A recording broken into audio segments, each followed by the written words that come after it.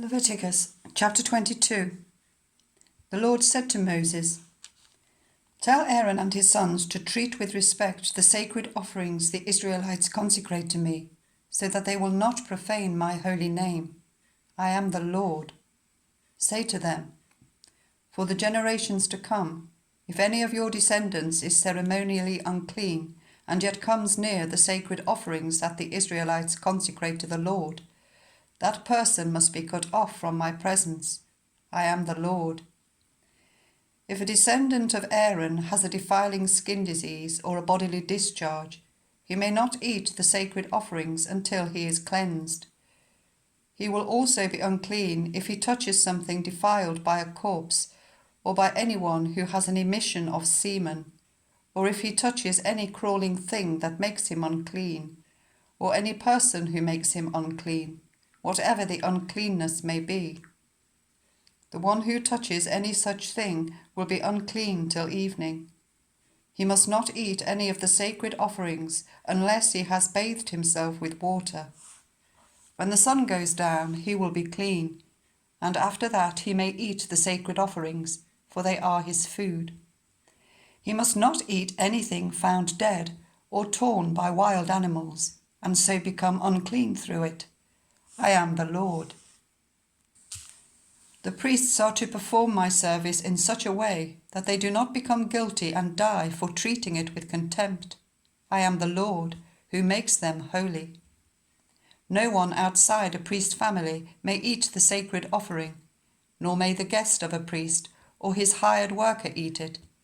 But if a priest buys a slave with money, or if slaves are born in his household, they may eat his food. If a priest's daughter marries anyone other than a priest, she may not eat any of the sacred contributions. But if a priest's daughter becomes a widow or is divorced yet has no children, and she returns to live in her father's household as in her youth, she may eat of her father's food. No unauthorized person, however, may eat any of it. Anyone who eats a sacred offering by mistake must make restitution to the priest for the offering and add a fifth of the value to it.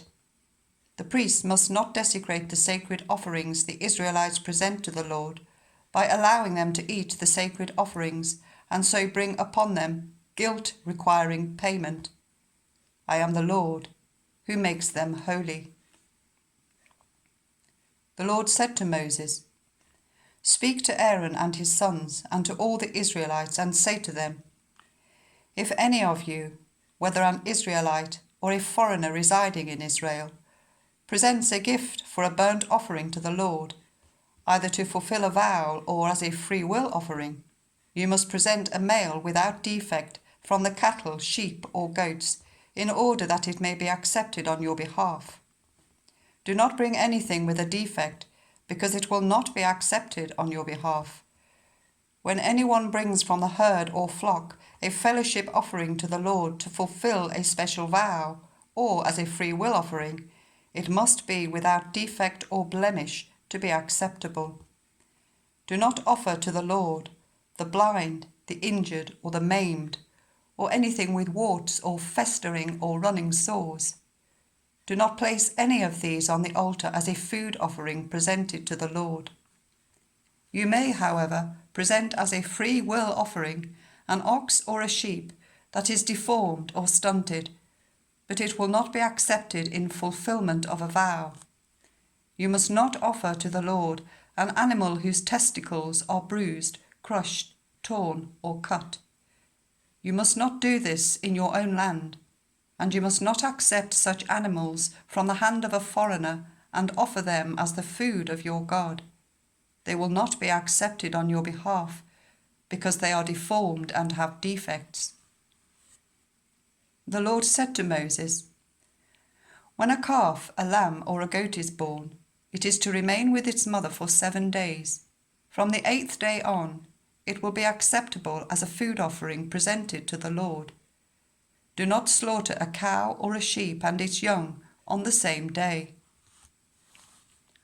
When you sacrifice a thank offering to the Lord, sacrifice it in such a way that it will be accepted on your behalf.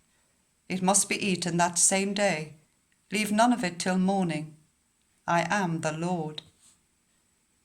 Keep my commands and follow them. I am the Lord.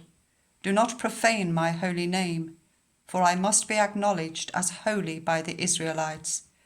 I am the Lord, who made you holy, and who brought you out of Egypt to be your God. I am the Lord.